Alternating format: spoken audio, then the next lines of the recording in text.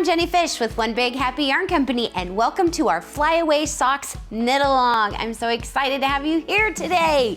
We are going to be knitting these beautiful toe-up socks with this amazing butterfly pattern. We've got two charts, one for the butterfly facing this way and one for the butterfly facing that way. Yay, it's so pretty. I'm so excited. I cannot wait to show you guys how to work this pattern. So for this sock, we are gonna start off with Judy's Magic Cast On down here for the toe. Look at that, beautiful. We're gonna work the butterfly lace pattern just on the top of the foot, and it's pointing this way. Then we'll work into a mock short row heel. Then, again, we're gonna be working a butterfly pattern, but this time it's going in the opposite direction. So there's gonna be two lace charts in your pattern, and we'll walk you through those, but one of them is so that your butterfly is facing this way on your toe, and then going up your leg on the leg portion. Super cute and clever. I really like this pattern. I had a lot of fun designing it and knitting it, and I can't wait to show you guys how we're gonna do all that. So that is the basic anatomy of this sock. The yarn that I chose is the New Garden. Isn't that beautiful? This yarn, New Garden yarn, is from New Garden Farm, which is in my hometown. So I'm so excited that we'll be able to offer this to you. It's a local dyer, local to me here in Missouri. And they're beautiful colors and names. I love how she does all of the names on here, but look at these colors. There's several of them. We'll have those on our website in the kit. Don't forget onebighappy.com, where you can get the kit that includes the pattern and the yarn. And then we also have this lovely yarn here, and it is a paint gradient. So we have it starts out light, goes all the way to the dark, and we'll have different options available for you on our website as well. Isn't that beautiful? The great thing about this yarn here is that one ball is enough to make a pair of socks, and then halfway in the middle of the ball, you'll see this long white section, and that separates the two balls of yarn. So what I did was I just wound the two balls till I wound one ball till I hit that white section, started a new one, and that way I was able to keep the socks changing colors at the same rate through the pattern. They match. That's what I'm trying to say. So with this version here, the paint gradient, you can match up your socks and have the color change be the same by just looking for that white section in the yarn. Okay, so we have that over there like that. And then this is the local dye yarn, hand-dyed yarn that I am absolutely in love with. Beautiful, beautiful. Okay, so let's talk about some of our supplies, our notions. I use a US size 2 circular knitting needle with a 40-inch cord because I like magic loop. However, if you like double pointed needles or using 2 circular needles, this pattern is easily adaptable to whatever knitting in the round choice that you have. Just keep in mind that when we do cast on and work the heel, there are specific instructions for using magic loop, but if you're comfortable with double pointed needles or 2 circulars, very easy to just follow along using your preferred method of knitting in the round. I have these all wound up to make them nice and easy. See, look how long that cord is. There we go. I also have a pair of scissors, measuring tape. Dental floss is another extra for this one when we're working the heel. I'll show you where that comes into play. It's not mandatory, but highly suggested. We also have our One Big Happy sock blockers. They're adjustable by shoe size. You can see the numbers down here to match up whatever shoe size that you're making the sock for, and then you can just weave some yarn through there to tighten them up. They have the nice little holes there to help dry. And then, I love this thing. This thing, anytime I'm making socks, the sock check goes along with me. It rides right in my knitting bag because this is a tool that I find extremely useful. But I do want to show you, when you get your sock check, there is paper on the back. All you have to do is take a some kind of pen or a sharp needle, kind of score the side to get the paper, and then simply peel the paper off. You don't have to soak it or anything like that. Just get it started and then peel the paper off. And then you can toss that paper away and you are good to go. So the brown paper on the back does not stay on the template. It comes right off. Let me finish doing this real quick. On the template, it's not sticky after you peel that off. But I just wanted to show you. Isn't that beautiful? So on our sock check, we have centimeters and inches, so you can measure the foot, mark where you want, which size. You can use this for when you're measuring the foot part, and also to make sure both socks have the same leg size. When you're at this point, you just slide it down there and mark it. You can use some highlighter tape or a Post-it note, Sharpie, dry erase marker, whatever, to mark it so that when you're doing your second sock, it's the same size. It also has the needle gauge down here, or crochet. So we've got crochet sizes down here and knitting needle sizes up here. And then we're not going to be using the Kitchener stitch for this project, but some socks you do use the Kitchener stitch, and over here is a little helpful guide on the Kitchener stitch. So that is the One Big Happy Sock Check. That is like a must-have in my knitting bag. Okay, so that's all the supplies that I have for the socks. Let's start with the cast on. So we're using Judy's Magic Cast On. Let me grab some yarn here so we can get started. Now, I also use this cast on in the Just Keep Twisting socks, and I'll put a link up above so you can click on that and see that cast on again. Just sometimes if you see it from different angles, it's helpful, but I'm going to show you how to do this here as well. First thing we're going to do is make a slip knot. Now, backwards to how we normally do this, we're going to have our tail away from our body and our working yarn towards our body. We take 2 knitting needles.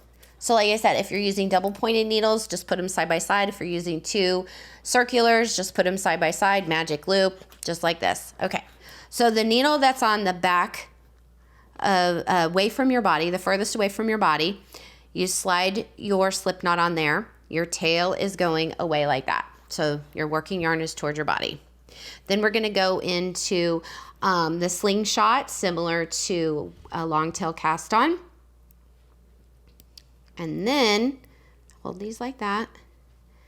We're gonna be wrapping the working yarn and the tail both over our needles, over both needles. Okay, so I have my slip knot there. Now I'm coming with the yarn that's at the top is gonna go down and around and through the 2 needles. The yarn that's closest to my body is gonna go up and then down and through the 2 needles. So see this motion like this. That is how, and you're gonna do this until you have, depending on the size that you're making, 15, 18, 19, whatever size you're making, it'll say in the pattern how many stitches you need on each needle. But you want it to be even. You want the same amount of stitches on both needles. So you get the idea there. The one on top is wrapping around the bottom. The one on bottom is wrapping around the top. You're going up and down, and then up and down like that. It's easier when you go faster. Going slow kind of makes you overthink it. But now that you have your stitches wrapped around both needles, then you're going to turn your work, and you have your tail hanging off the back needle, and your working yarn is in the middle of the 2 needles.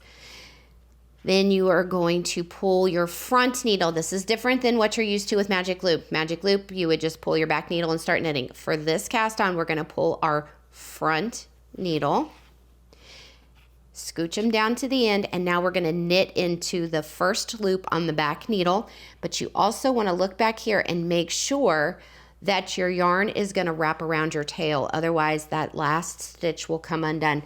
So see how my tail is right here, and I'm putting that over here and bringing my working yarn up So those two will crisscross and that'll secure that first stitch. So I'm going to knit into this, crisscross those around, and then I'm going to knit all the stitches across this back needle.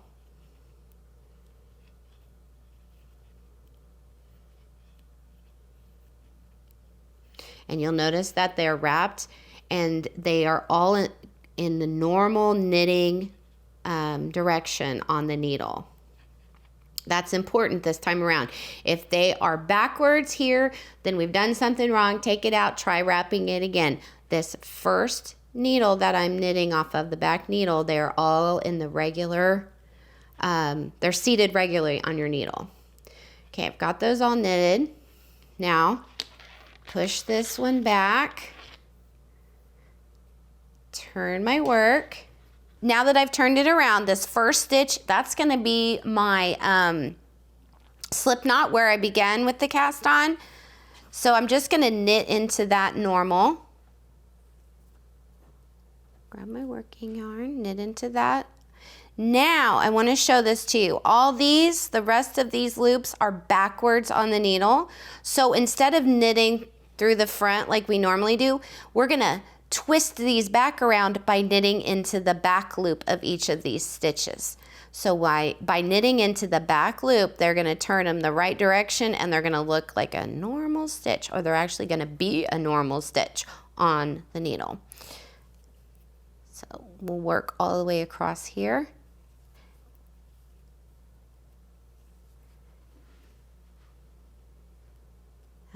There we go. Split my yarn just a tad bit.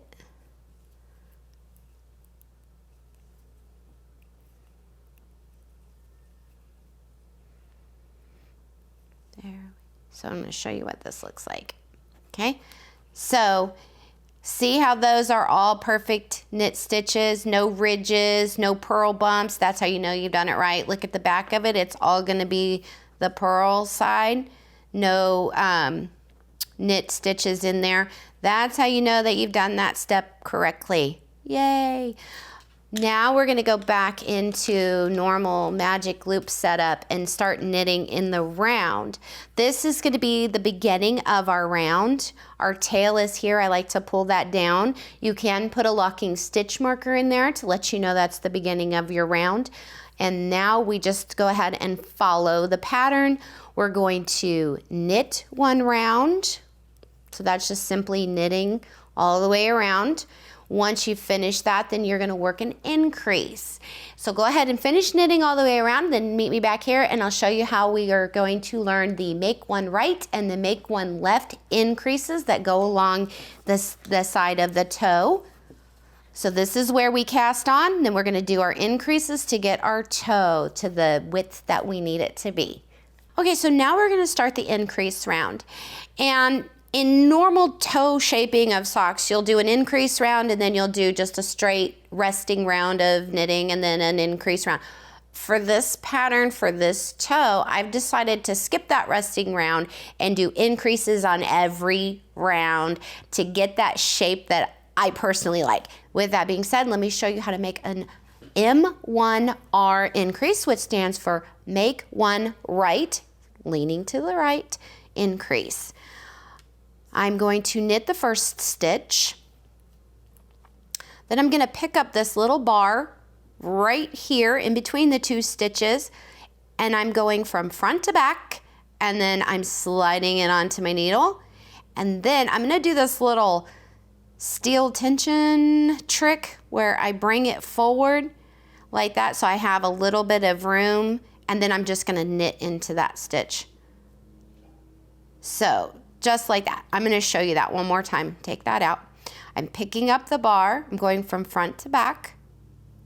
I am putting the stitch. I'm bringing my left needle from behind, bringing it in.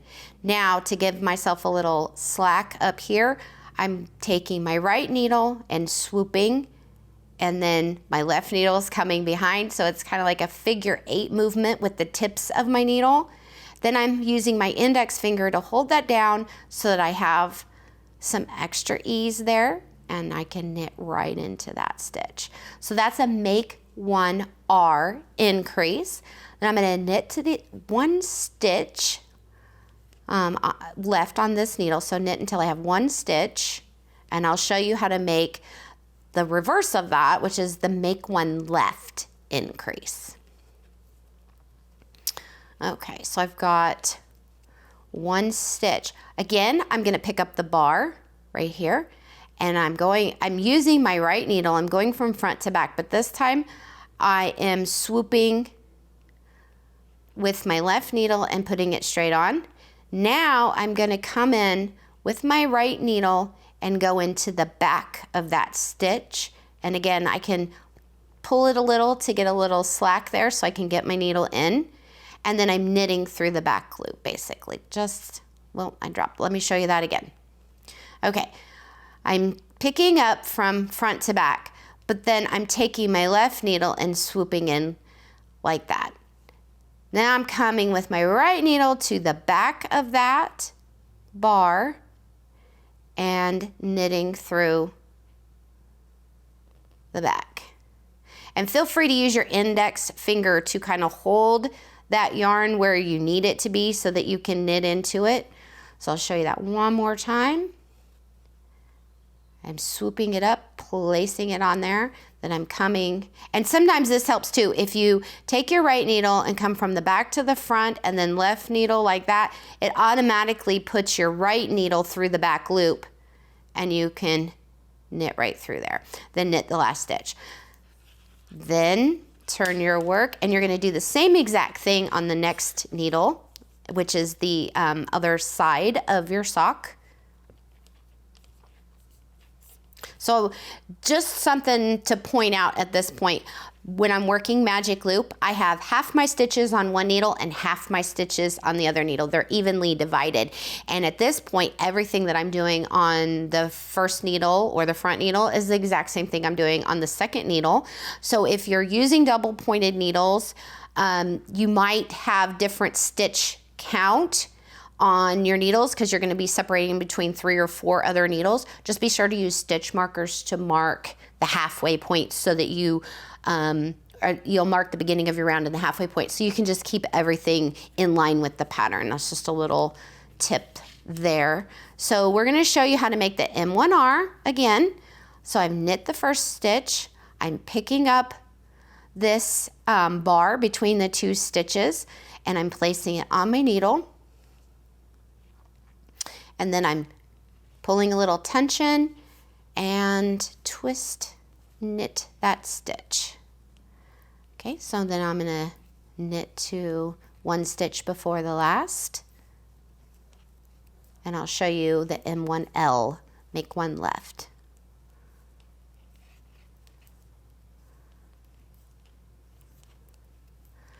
So I'm gonna pick up the bar, slide it in, then I'm gonna come through and knit through the back loop, just like that. Okay, so you're gonna go ahead and continue working those increases around and around, shaping this toe right here. Once you've finished all your increases, and the pattern will tell you how many stitches you need to have on each needle, then you're just gonna go ahead and work in stockinette until your piece measures 3 inches, and then meet me back here in episode 2 where we will start on this lovely lace pattern. Don't forget, you can get the kit with the pattern and the yarn to help make these flyaway socks, and then join me back here in episode 2. Happy knitting!